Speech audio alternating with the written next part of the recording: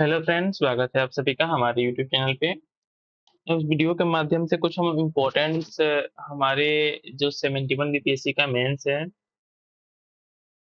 जो प्री के बाद से कंडक्ट होगा, और साथ ही साथ में जो यूपी पीसी 2025 का मेंस कंडक्ट होने वाला है, इसके रिगार्डिंग जो कुछ हमारे इम्पोर्टेंट टॉपिक्स होते हैं जिनसे क्वेश्चंस हमारे मेंस के पेपर में देखने को मिल ही जाते हैं, उन टॉपिक्स को हम जो है कि डे बाय डे कवर करने वाले हैं एक एक वीडियो के माध्यम से।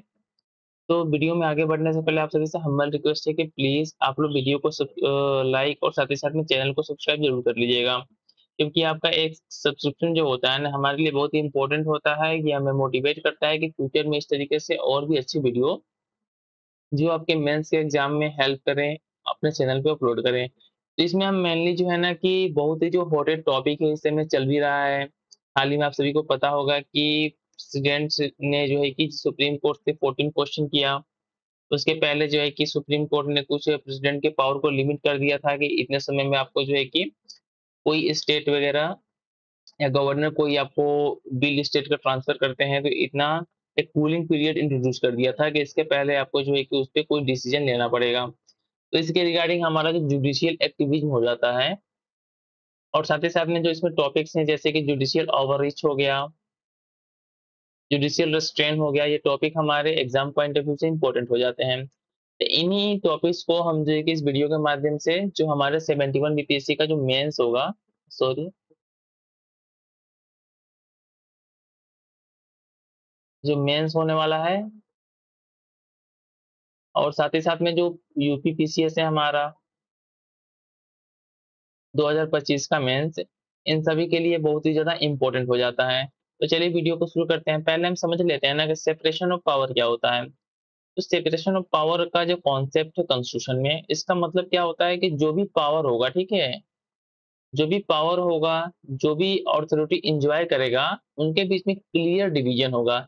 जैसा कि आपको पता है कि जो हमारा पूरा इंडिया है, इस इंडिया के ऊपर जो रूल करते हैं, मतलब डिफरेंट चीज़ों को जो है कि कोई लेजिस्लेट करता है, वो कितने पार्ट में डिवाइड है? तो फर्स्ट वन हमारा क्या है? लेजिस्लेटिव ब्रांच है। पहला हमारा क्या है? Legislative branch. सेकंड वन क्या है हमारा? Executive branch. थर्ड वन क्या है हमारा? Judicial branch.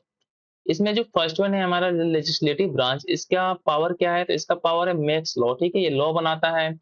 सेकेंड वन जो हमारा एग्जीक्यूटिव ब्रांच है, इसका काम क्या है? ये एनफोर्स करता है। जो हमारे लॉज प्रिपेयर होते हैं लेजिस्लेटिव लॉज के थ्रू, जो कि हमारा क्या है? पार्लियामेंट है, इनको एनफोर्स कौन करता है हमारा? ये करता है एग्जीक्यूटिव ब्रांच, ठीक है। साथ ही में एक हमारा अदर ब्रांच होता है जो इन दोनों से डिफरेंट होता है, और साथ ही में क्या होता है? क्लियर डेमार्केशन होता है, सेपरेट होते हैं तीनों के तीनों। इसको बोलते हैं जुडिशियल ब्रांच। इसका काम क्या होता है? Punish for the breach of law.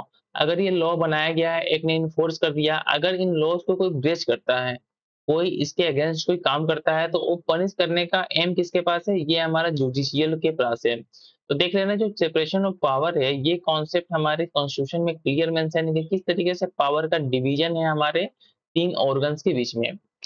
अब इसी में निकल के आता है जो इसमें बात करने वाले हैं हम लोग, जुडिशियल एक्टिविटी में ये सभी के सभी टर्म्स रिलेटेड है हमारे थर्ड ब्रांच से, जिसको हम क्या बोलते हैं? Judicial branch.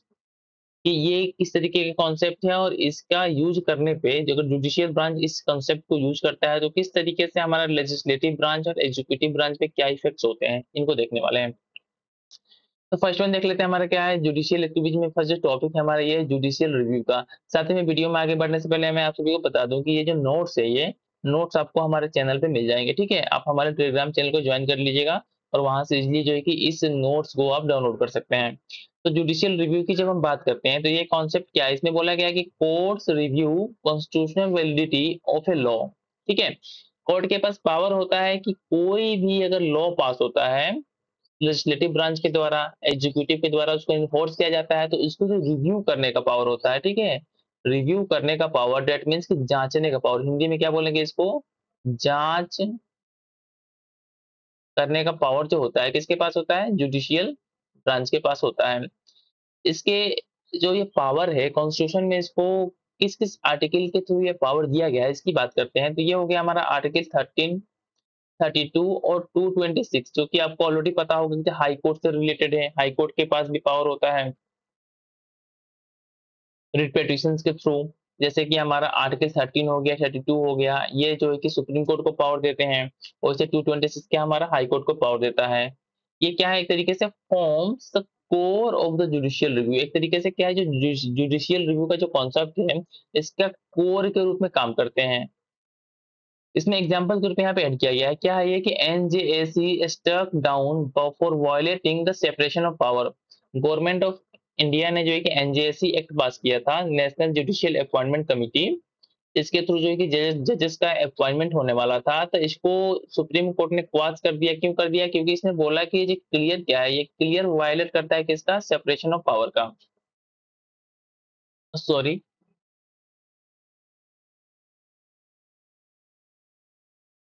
Next important concept क्या है, इसमें हम थोड़ा देख लेते हैं जुडिशियल एक्टिविज्म के बारे में कि जुडिशियल एक्टिविज्म क्या होता है। इसमें क्या होता है कि courts proactively act to promote the justice in society. Judicial activism का मतलब क्या होता है कि कोर्ट के पास पावर होता है कि जो जस्टिस को प्रमोट करने के लिए सोसाइटी में क्या कर सकता है, कुछ स्टेप्स ले सकता है, जिसको क्या बोलते हैं, प्रोएक्टिवली स्टेप्स। इस कंडीशन में क्या होता है, जब जुडिशियल एक्टिविज्म के कॉन्सेप्ट कोर्ट यूज करता है, तो इस कंडीशन में सेपरेशन ऑफ पावर का जो कॉन्सेप्ट है, क्या होता है, वायलेट हो जाता है कभी कभी। क्योंकि ये एनक्रोच कर जाता है कभी कभी लेजिस्लेटिव ब्रांच के पावर के ऊपर, कभी कभी एग्जीक्यूटिव ब्रांच के पावर के ऊपर। इसी को बोलते हैं जुडिशियल एक्टिविज्म। इसके बारे में थोड़ा सा और देखते हैं कि क्या है। Like activist, court tries to bring political and the social change. कभी कभी ये सोसाइटी के लिए लाभदायक भी होता है, कभी कभी नुकसानदायक भी होता है। इसमें हम जब एग्जांपल की बात करते हैं, जैसे इंट्रोडक्शन ऑफ पीआईएल। पीआईएल के थ्रू क्या होता है कि कोई भी पब्लिक जो है कि इंडिविजुअल, एनजीओ, पब्लिक इंटरेस्ट में, ठीक है, पब्लिक इंटरेस्ट में किसी भी इश्यू को कोर्ट के समक्ष उठा सकता है। साथ ही में इसमें एक एग्जांपल और है कि कैंडिडेट डिस्क्लोजिंग क्वालिफिकेशंस। पीआईएल के थ्रू क्या हुआ था कि इसमें बोला गया था कि जो भी हमारे एमपी एमएलए हैं, चुनाव में खड़े होने से पहले क्या होगा, अपना जो भी उनका पब्लिक डोमेन में अपना जो टोटल उनका जो रेवेन्यू है, जो भी प्रॉपर्टी है, इनको जो है कि डिस्क्लोज करना पड़ेगा। ये पीआईएल के थ्रू हुआ था। ये एक तरीके से क्या है, हमारा जुडिशियल एक्टिविज्म का एक परिणाम है कि इस तरीके से सोशल जस्टिस को प्रमोट किया गया और सोसाइटी में क्या होगा, एक तरीके से ट्रांसपेरेंसी को बिल्डअप किया गया। यहाँ पे थोड़ा सा एक्टिविस्ट की परिभाषा दी हुई है, मैं इसको पढ़ देता हूँ कि एक्टिविस्ट होता क्या है। ये पीआईएल के थ्रू जो है कि समझे कोई पीआईएल फाइल करता है कोर्ट में। एक्टिविस्ट का मतलब क्या होता है, is not the one who fights for his own rights, it is the one who fights for the rights of the others. ठीक है, ये कॉन्सेप्ट होता है एक्टिविस्ट का। आप इसको पीडीएफ को डाउनलोड करके हमारे चैनल से एक दो बार पढ़ लेंगे तो और भी क्लियर हो जाएगा। नाउ नेक्स्ट कॉन्सेप्ट क्या हमारा, जुडिशियल ओवररीच या जुडिशियल लेजिस्लेशन का कॉन्सेप्ट है। इसको देख लेते हैं। इसमें क्या होता है कि courts act beyond their jurisdiction. इस कॉन्सेप्ट में क्या होता है, जुडिशियल ओवररीच का मतलब क्या होता है कि इसमें इसका सपोज कीजिए ये स्फीयर है, इसके अंदर जो है कि जुडिशियल सिस्टम को या ब्रांच को वर्क करना है कभी कभी, और ये हमारा जो है कि लेजिस्लेटिव ब्रांच या एग्जीक्यूटिव ब्रांच है। कभी कभी क्या होता है, ये ब्रांच जो है कि इस पे ओवरलैप कर जाता है। इस कंडीशन में इसको क्या बोलते हैं, इसको बोलते हैं जुडिशियल ओवररीच।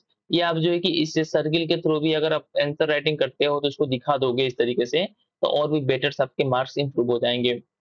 तो मेंस के में इस डायग्राम को भी यूज कर सकते हैं। इसमें क्या होता है, courts acts beyond their jurisdiction.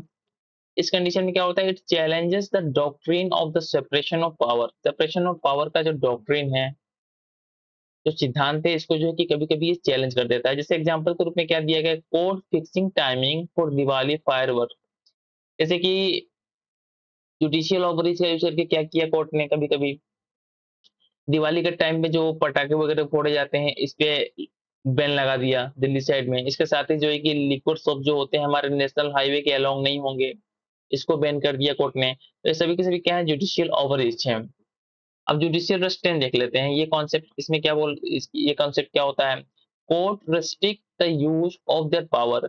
कभी कभी ऐसा क्या होता है, कुछ केसेस आते हैं सुप्रीम कोर्ट के पास कि कोर्ट बोलता है कि ये हमारे डोमेन से बाहर है, ठीक है, तो खुद को रेस्ट्रेन कर लेता है। मतलब कि सपोज कीजिए ये इसका डोमेन है, कोई ऐसा केस आ गया जो कि हमारा लेजिस्लेटिव या एग्जीक्यूटिव ब्रांच का है, और इसको जो है कि किसी ने पीआईएल फाइल कर दिया, तो कोर्ट बोलेगा कि ये जो केस है, ठीक है, ये हमारे इस सर्किल के अंदर नहीं आ रहा है, ठीक है, ये लेजिस्लेटिव के अंदर आता है, इसलिए जो है कि हम इसमें इंटरफेयर नहीं करेंगे। इस कॉन्सेप्ट को बोलते हैं हम लोग जुडिशियल रिस्ट्रेंट।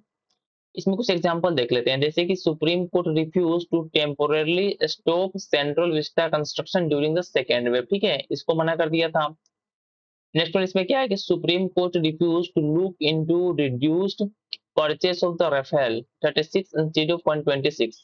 जो किसी ने पीआईएल फाइल किया कि जो है कि 126 की जगह जो है कि 36 परचेस कीजिए, बाकी जो पैसे हैं उसको जो है कि पब्लिक के जो है कि वेलफेयर में लगाइए, तो इसको जो है कि सुप्रीम कोर्ट ने इसमें इंटरफेयर करने से मना कर दिया था। नेक्स्ट वन क्या है, supreme court refuse to take decision on the tractor rally. ठीक है, ये कुछ इस तरीके के डिसीजन है सुप्रीम कोर्ट में जिसमें जो है कि जुडिशियल रिस्ट्रेंट का कॉन्सेप्ट देखने को मिला था। कुछ और चीजों को देख लेते हैं कि some more examples to court for judicial activism and overreach, जिसको जो कि कोट कर सकते हैं। जैसे कि इसमें फर्स्ट वन क्या है कि evolution of doctrine of the basic structure in 1973। आप सभी को पता है केशवानंद भारती का वो फेमस केस। साथ ही में क्या होता है हमारा ड्यू प्रोसेस ऑफ लॉ, इसमें क्या हुआ था कि Maneka Gandhi case in 1978। Due process of law checks whether any law in question is fair and not arbitrary. मतलब कि कोई लॉ जो है कि फेयर है कि नहीं, ठीक है, कोई आर्बिट्ररी एक्शन तो नहीं है। इसको बोलते हैं ड्यू प्रोसेस ऑफ लॉ, मतलब कि लॉ को फॉलो करते हुए, लॉ का जो प्रोसेस उसको फॉलो करते हुए समथिंग किसी लेजिस्लेशन को अप्लाई करना या वर्क में लाना। नेक्स्ट वन देख लेते हैं हमारा, इसमें कुछ और एग्जांपल्स को।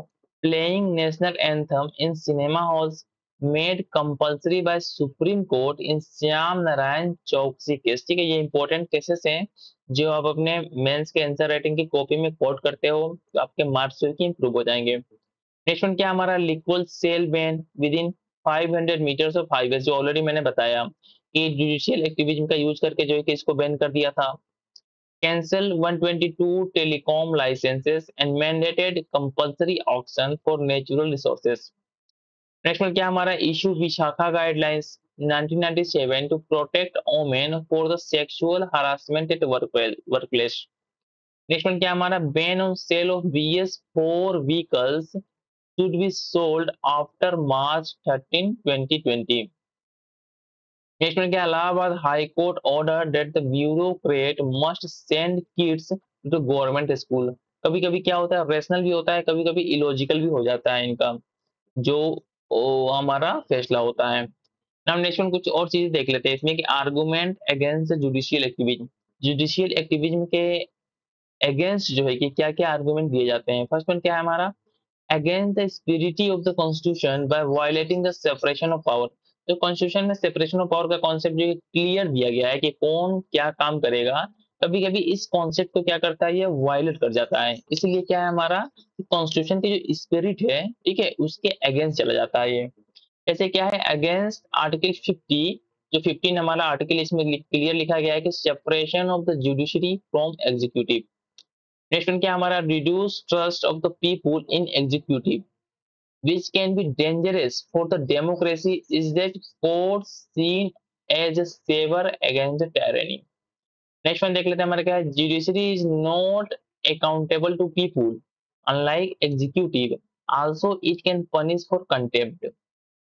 नेक्स्ट वन हमारा क्या है, जो एनसीईआरटी से लिया गया है, इसमें क्या है कि proactive judiciary accepting large number of PILs over burden the courts. मतलब कि सपोज कीजिए पीआईएल को इंट्रोड्यूस कर दिया गया, इसमें कोई भी जो है कि एनजीओ या इंडिविजुअल जो है कि दूसरे का issue as a public interest के रूप में कोर्ट के समझ से ले जा सकता है। तो इस कंडीशन में क्या होता है कि बहुत ही ज्यादा बर्डन, ऐसे ही कोर्ट के पास बहुत सारे केसेस पेंडिंग हैं और पीआईएल्स के कारण जो है कि बर्डन और ज्यादा बढ़ जाता है। तो एक तरीके से क्या है, ये जुडिशियल एक्टिविज्म एक तरीके से कोर्ट के ऊपर और बर्डन को बढ़ाता ही है।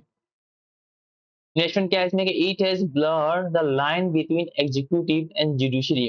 जैसे कि कॉन्स्टिट्यूशन ने एक क्लियर लाइन ऐसे ड्रॉ किया है, इस लॉ को, इस लाइन को क्या है, ये जुडिशियल एक्टिविज्म क्या है, एक तरीके से धुंधला कर देता है। मतलब कि कौन किसके एरिया में एनक्रोच कर जाएगा और दोनों के बीच में एक तरीके से कंफ्लिक्ट जनरेट हो जाएगा, जो हाल ही में सिचुएशन चल रहा है, ये कहना मुश्किल है। नेक्स्ट वन देख लेते हैं कि कंट्रोलिंग द पॉल्यूशन और the corruption is not duty of judiciary. ठीक है, ये हमारा एक तरीके से क्या है, लेजिस्लेटिव और एग्जीक्यूटिव ब्रांच का काम है, पॉल्यूशन को कैसे कंट्रोल करना है और साथ ही में करप्शन को कैसे मिनिमाइज करना है। लेकिन कोर्ट इसमें जो है कि जुडिशियल एक्टिविज्म के थ्रू इंटरफियर कर देता है। अब कुछ आर्गुमेंट देख लेते हैं हमारे in the support of judicial activism. Judicial activism के जो आर्गुमेंट कुछ जो कि इसके सपोर्ट में है, जैसे कि आर्टिकल 142 है, इसमें क्या बोला गया है कि supreme court issue any order to ensure complete justice in any cases. हाल ही में सभी को पता होगा कि राष्ट्रपति और साथ ही साथ में जो है कि कोर्ट के बीच में जो तनातनी का दौर चल रहा है, इसमें 142 आर्टिकल और 143 आर्टिकल, इसके अंदर जो है कि प्रेसिडेंट जो है कि सुप्रीम कोर्ट से किसी मैटर पे जो है कि एडवाइस ले सकता है। 143 के अंदर में और 142 के अंदर में क्या है, सुप्रीम कोर्ट के पास पावर है कंप्लीट जस्टिस का। इन दोनों आर्टिकल्स को लेके आपस में क्या है, टसल चल रहा है दोनों के बीच में। नेक्स्ट वन देख लेते हैं क्या है, it fills the void created due to the non activity of a other organs of the government is that ban on sale of the fire crackers in Delhi. जैसे कि दिल्ली में सपोज कीजिए एक गवर्नमेंट जो है कि पॉल्यूशन को कंट्रोल करने के लिए कोई प्रोएक्टिव मेजर्स नहीं ले रही है, ठीक है। इस कंडीशन में सुप्रीम कोर्ट ने इंटरफेयर किया, फायर क्रैकर्स पे रोक लगा दिया। इस तरीके से क्या हुआ, जो एक वाइड क्रिएट हुआ था, ठीक है, उसको जो है कि फील करने का ट्राई करता है सुप्रीम कोर्ट। तो कभी कभी क्या होता है, ये अच्छा भी होता है जुडिशियल एक्टिविज्म।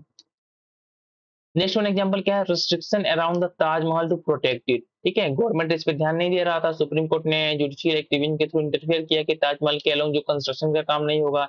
इस तरीके से हमारा जो है कि एक एंशियंट मॉन्यूमेंट्स को हमने प्रोटेक्ट किया। नेक्स्ट वन इसमें और देखते हैं कुछ चीजों को जो हमारे इसके सपोर्ट में है कि health protect spirit of the constitution by giving wider interpretation to article 14 and 21। Next one क्या है, prevent the curbing of the citizens right by state. Example के तौर पे यहाँ देख लेते हैं क्या हमारा 14,000 prisoners release from the jail as a result of the Hussainara Khatoon case. बहुत ही फेमस केस है ये बिहार का।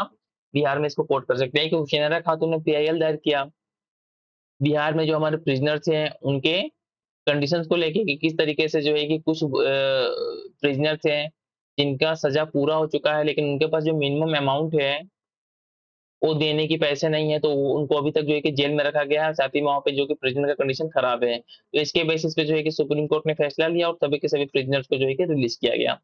नेक्स्ट वन देख लेते हैं हमारा क्या है, it has force executive accountability. Next one क्या है हमारा, it has democratise the judicial system by giving not just to individuals but also group access to the courts। Next one इसमें देख लेते हैं जो फेवर में है इसके, made electoral system free and fair by mandating candidates to declare asset educational qualification in criminal cases.